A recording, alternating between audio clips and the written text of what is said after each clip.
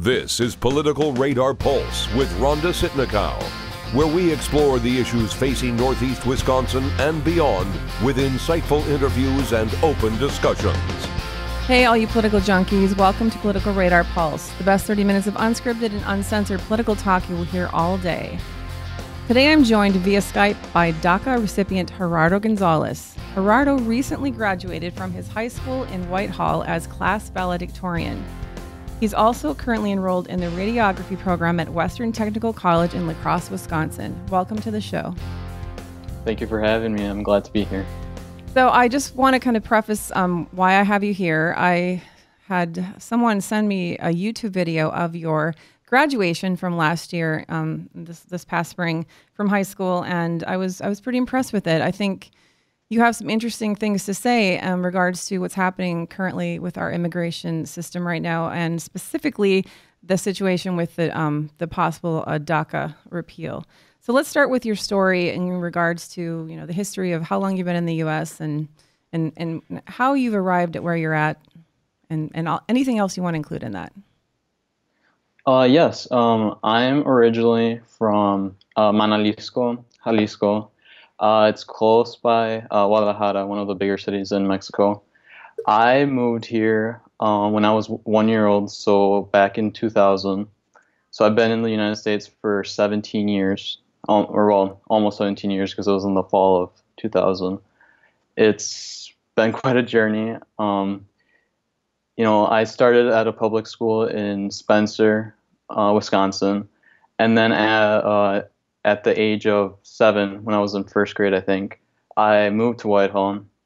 So it was kind of a big transition for me because, for that one time, I was kind of started to make friends, and then, making that transition, and all because of my parents, getting a new opportunity in a new job. So, but thankfully for that, I met some great people at Whitehall, and it was a great choice, even though at that point I didn't like, because I was losing a few of my friends, and a few of them supported me a lot.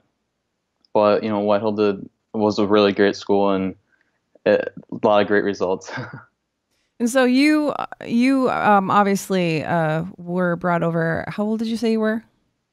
1 year old. 1 year old. So you were 1 year old coming from Mexico, and your parents came to this country, and you were you were 1 year old. You were along for the ride, right?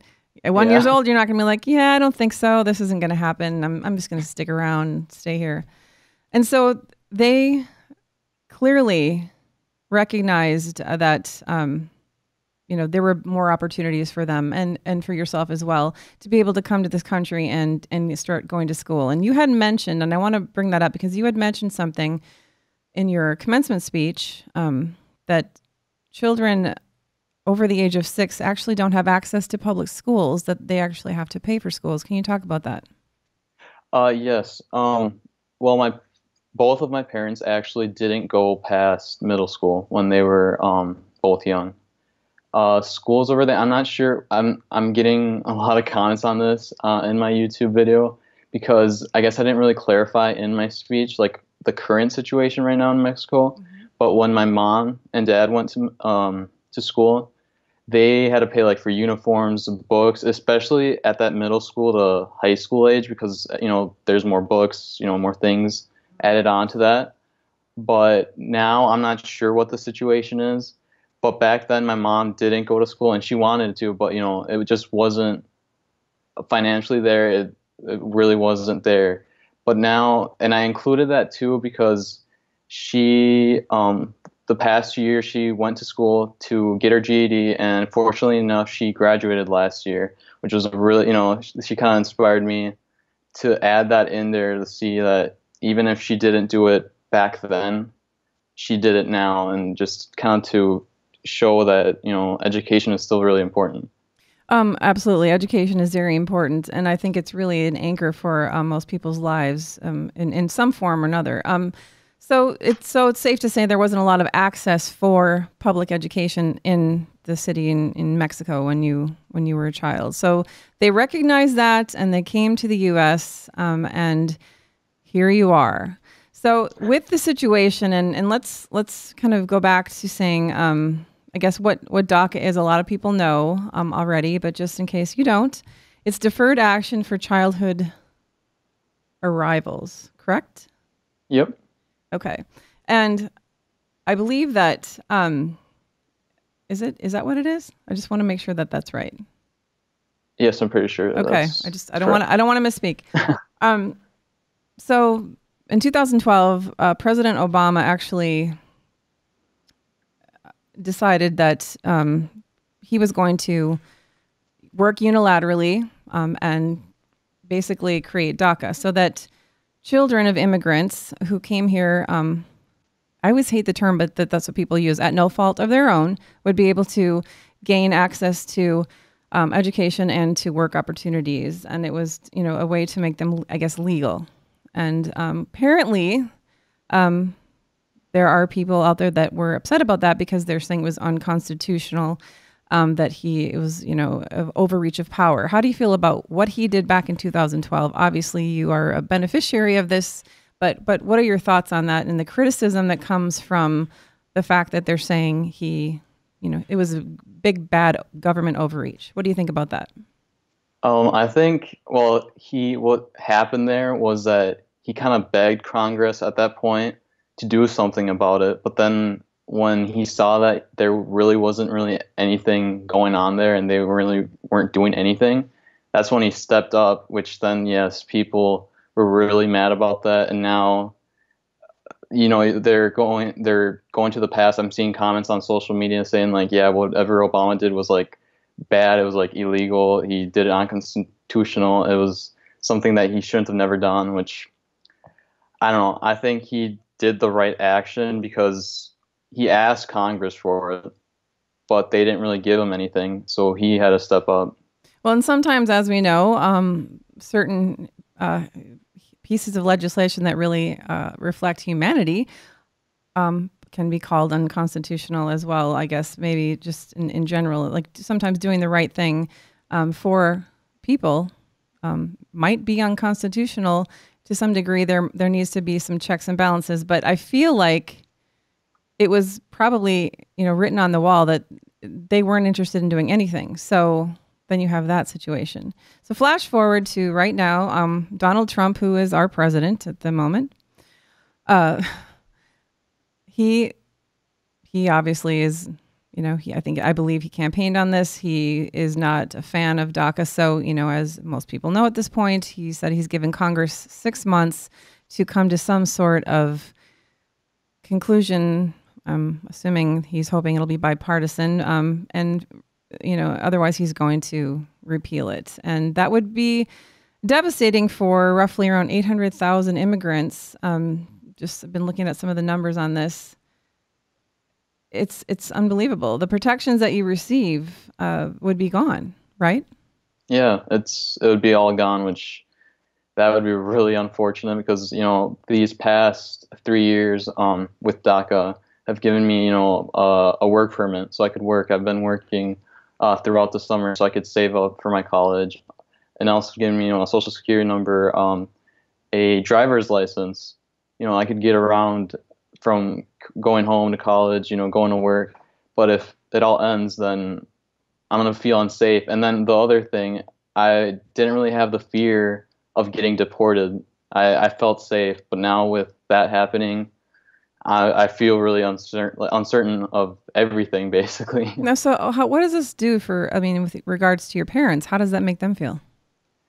They were really disappointed, obviously, when they heard the news. But hopefully, instead, I know we're like the DACA recipients, they're students, workers, and newcomers. But hopefully, if Congress does something, it'd be great if it included all the immigrants, instead of just more of the younger generation. And so let's talk a little bit about that. Some facts about DACA. It was enacted in 2012. Basically, you have to be younger than 31 years old in order to be in the program. If you arrived in the U.S. before age 16, you also qualify. So there are some benchmarks or some guidelines, I guess, of what's out there, to qualify for for the program. And really, again, we'll just reiterate this. People started this program for people that came here as children of immigrants, and this gives you an opportunity to participate in society, to be an active member. I think, what is it, like $11 billion or something? DACA recipients are paying in taxes, and we don't even know how much our president is paying in taxes right now. Go figure. But we have to worry about this. So there is an economic interest as well. I mean, I think that's what I think people forget about. It's like, I'm not quite sure that they understand. There are more impacts than just saying sayonara, right, to immigrants. Some of the countries that I researched that are actually have the most DACA recipients are Mexico, El Salvador, Guatemala, Honduras, and South Korea, and the Philippines, and Asia. The largest number is in California. It's like 222,000. But there are DACA recipients in every state. And I think it's important to look at that as, is he really willing and literally willing to just be like, sorry, too bad, too sad, you got to go. 800,000 people. You had made mention during your commencement speech as well that there have been, I guess, some negative remarks, and you're just trying to kind of, trudge through this and like you said, go to work and be in school and study hard. And clearly you have, because you were valedictorian of your class. Congratulations. That's huge. Thank you. What are some of your experiences? I mean, I'm not an immigrant. I was born here.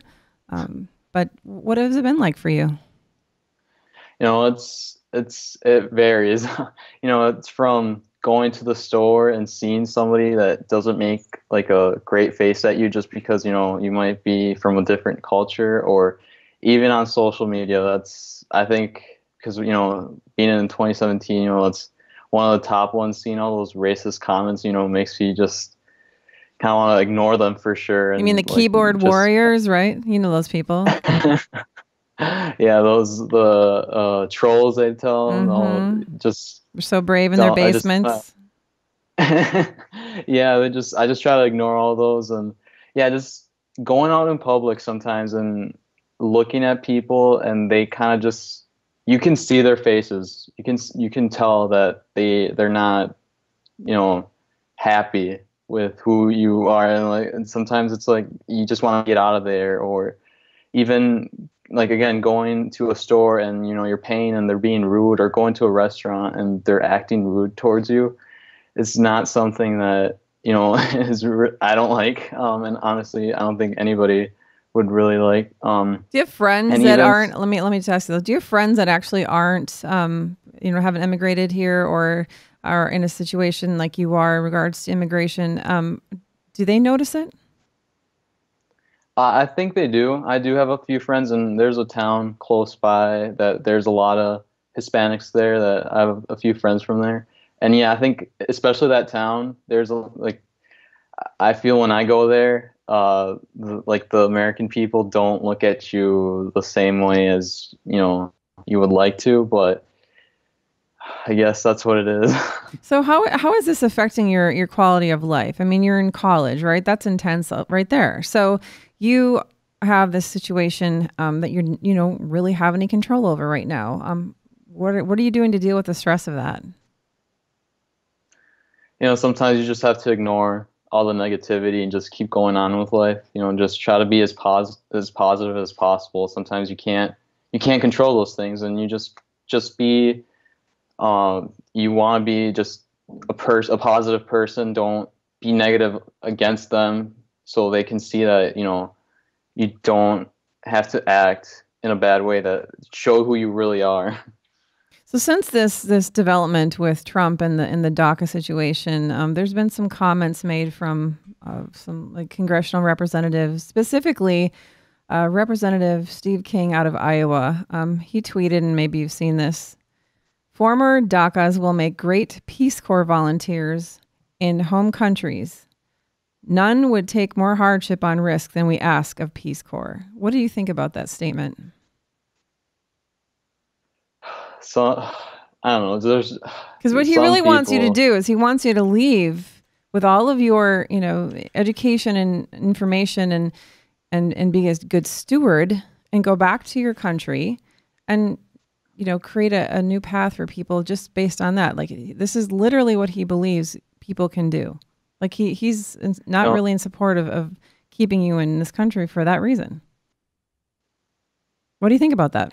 Yeah, sometimes people don't understand the impact that immigrants and DACA recipients are doing to this country. There's 800,000 of us that are students, doctors, teachers, family, people who have families, and they don't understand that there might be people that, if we leave, there's going to be a lot of probably businesses closing down just because of so many immigrants. And then if DACA recipients get deported, that means probably their families are coming along.